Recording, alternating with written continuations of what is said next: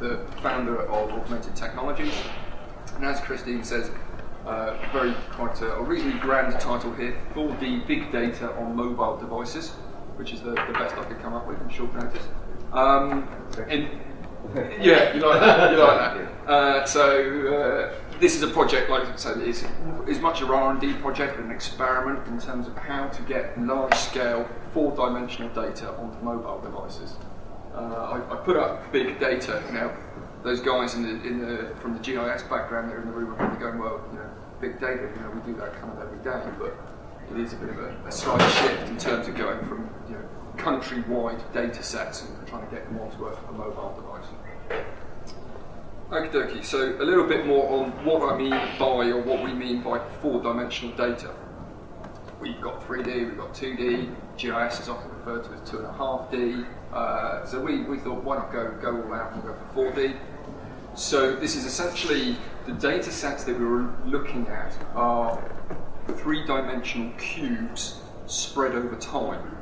So I put a little thing in there in terms of choose your axis. It's the bane of my life is which axis system to use.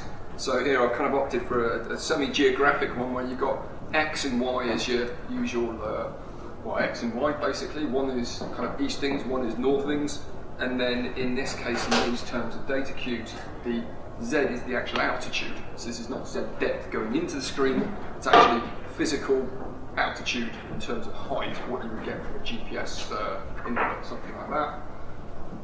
In the meteorological office, or the Met Office of the UK, like an awful lot of Met offices around the world, produce these large chunks of data, what they call in batch mode. And being meteorological, can't really ever get that word right, being about the weather, they change very, very often. They produce a forecast every 2 hours. It takes about 2 hours to produce a forecast, and then 2 hours later you get another one. So they were looking at this data and how to manipulate it. So the actual problem, or where we're actually trying to get with from using meteorological data, we came, like I say, through Christine in a couple of meetings, decided AR may not actually be the end goal with this project, but it is a very good way of testing the visualization mechanism, in essence, how to visualize wind. That's what we were looking at when we started. So on the left-hand side, we have a satellite coverage of a large-scale geographic area, an even bigger, larger area in the bottom left. I'm saying that right, bottom left. And these are the typical kind of charts that meteorological officers push out, what you see on the news, etc. We want to say, okay, this is great. Wind fits with augmented reality because you can't see it. You can actually see the effect of wind on things, but you can't see the wind just itself. So, AR is about that extra dimension. So we were thinking, okay, let's take some arrows that represent the direction and the speed of this wind data set and overlay it on the screen. So I think this is one of Christine's images, which pops up quite often in terms of Lake Geneva, and we want to see what the wind is like further and further out across the lake. So that's where the project started and what we're trying to do. So the actual problem we were trying to solve, like I say, AR wasn't the end goal, it's a visualization mechanism. The problem we were trying to sort out is essentially this. Met Office within the UK. UK is obviously not the largest in geographic coverage of countries kicking around. It's relatively small compared to most. But still, the data that they produce in a CSV file is 307,000 points. And for each point, we're talking about 2 pieces of information, just 2, the speed and the direction. That file is produced every 2 hours, like I say, covers the entirety of the UK, and it's a 7.5 meg CSV file. You don't really want to push that out to mobile devices every 2 hours, 7.5 meg. Fine, you can zip it up, and then you're talking about 3 meg. You might be talking about 2.5 meg, something like that. But that's a large chunk of data to push out. And this is just raw data. This is nothing to do with visualization, just a pure raw data. So it goes through the cloud and obviously goes through a smaller pipe down to your mobile device and may well make a lot of network providers quite happy in terms of the amount of data constantly, but probably not the mobile user. Some of the other key drivers around this project, I'm not going to go through this in a great deal of depth, but the meteorological departments and institutions, they're used to certain types of file formats. 4D is very natural to them. They sometimes struggle with the standard GIS mechanisms because they're always predicting these wind speeds at different altitudes. So I think the base level, or I believe the base level is 50 meters, and then roughly every half a kilometre increase in altitude is a different wind speed in a different direction. So you can have these multiple layers of data. That doesn't really fit very well with traditional GIS systems. So they're used to their formats and their ongoing effort via the OGC in terms of looking at these things. Another key element, like I say, is batch orientated. Their data to process these forecasts takes, like I say, approximately 2 hours, just short of 2 hours, via a supercomputer.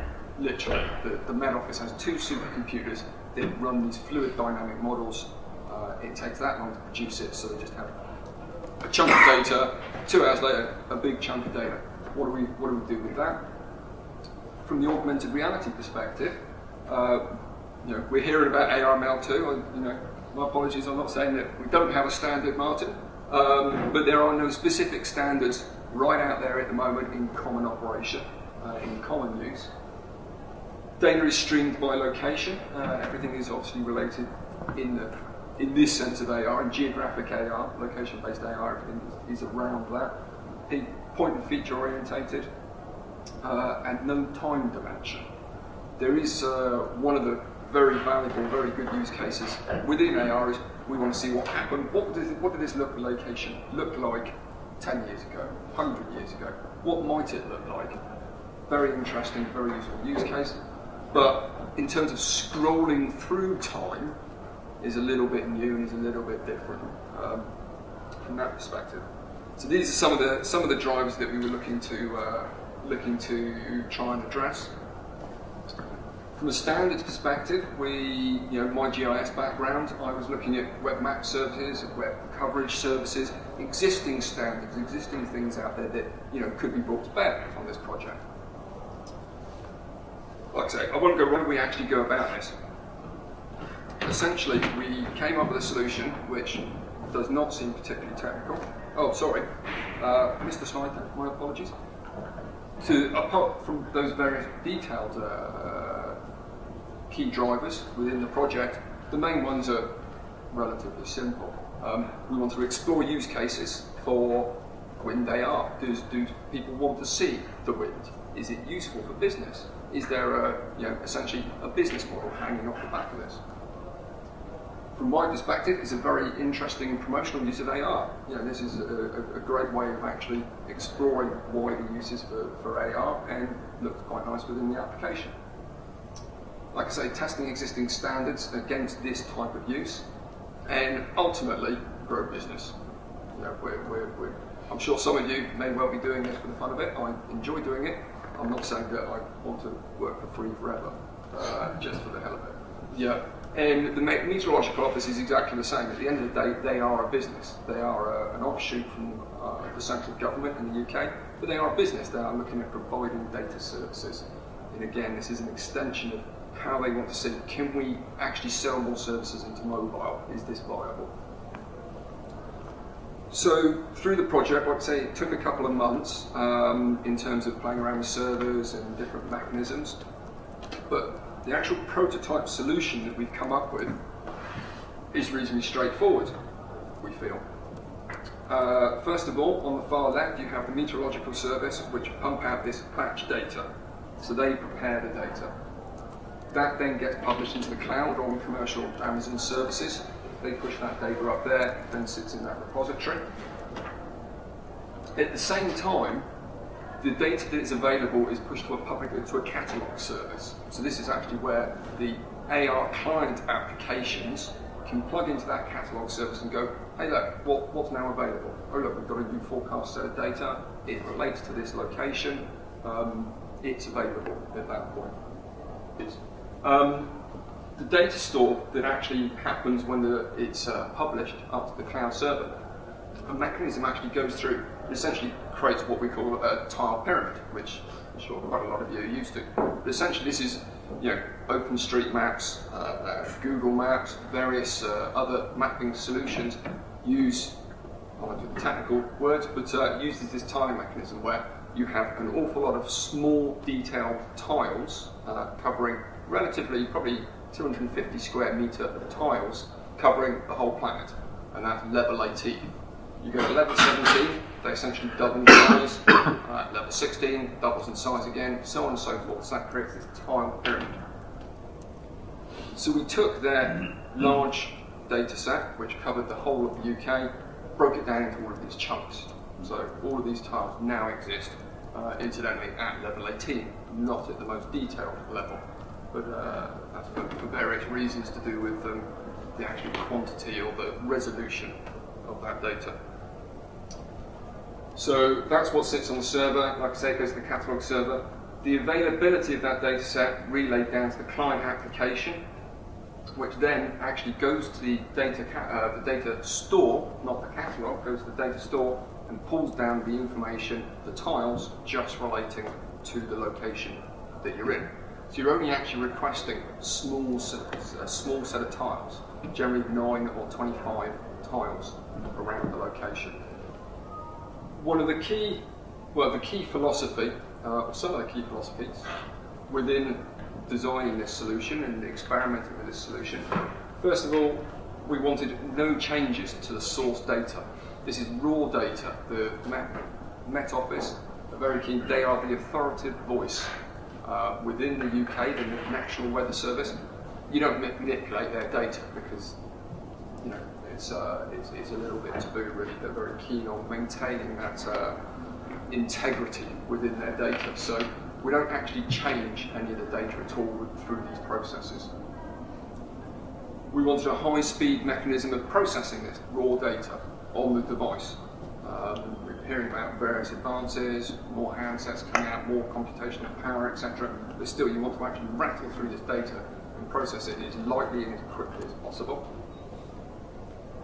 The compression format, there isn't a compression format. It wanted to have the ability to compress very well. So apply standard zipping to these small sets of data to again reduce that bandwidth going down to the devices. And also vertically expandable, I put. So that is the elevation. They have different layers of data that we want to use this principle for, and they're at different elevations. So you can't just say, these are the 5 elevations that we're actually going to write this file format for, or experiment within this prototype. We want as many as we can, so it has to be capable of doing that. A couple of general elements within this project. The information is all in regular grids, so the way that we actually minimise the amount of information within those data tiles is it's a regular grid. So you say, this is the start location, this is the step to move through the data, off you go. So all the points are at regular intervals.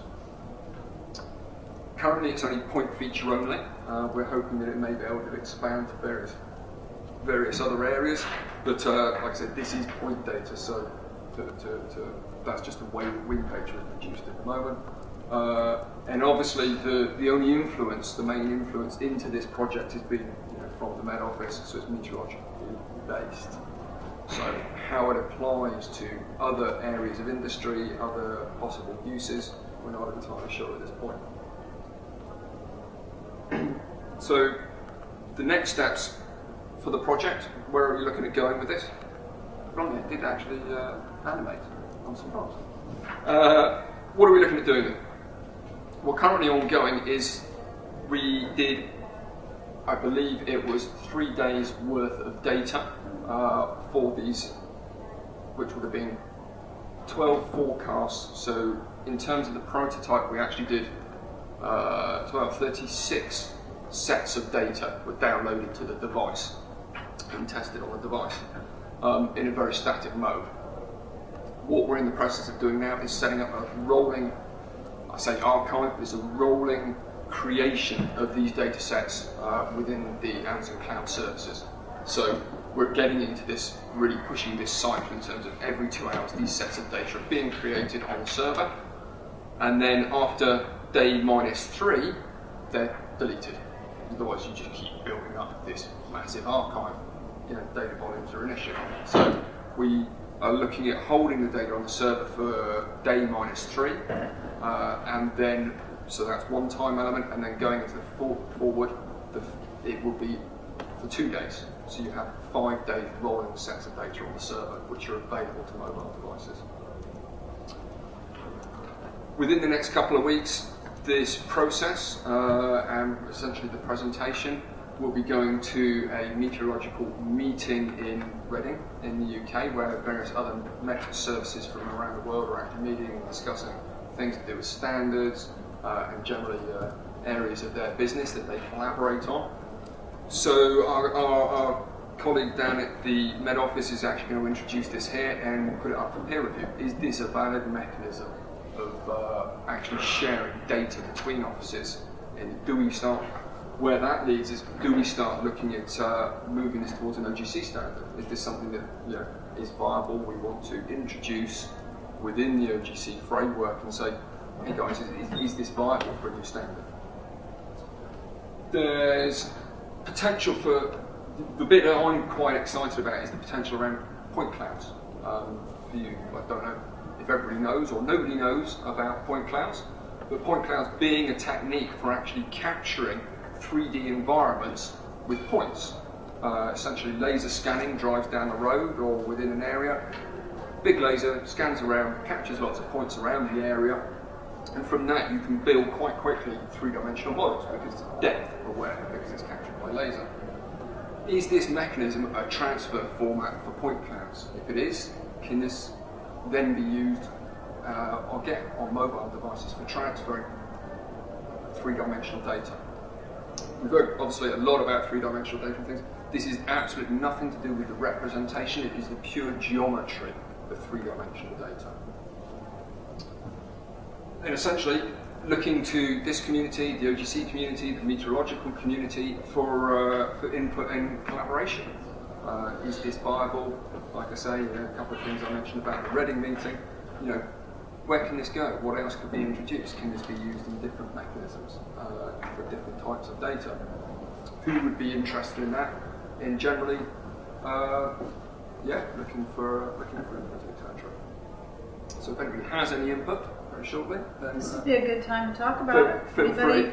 I'll just chuck one last slide. I'll chuck up. I want to put this there. Thank you very much. And as Christy mentioned, we are hiring. Unfortunately, we don't pay very much.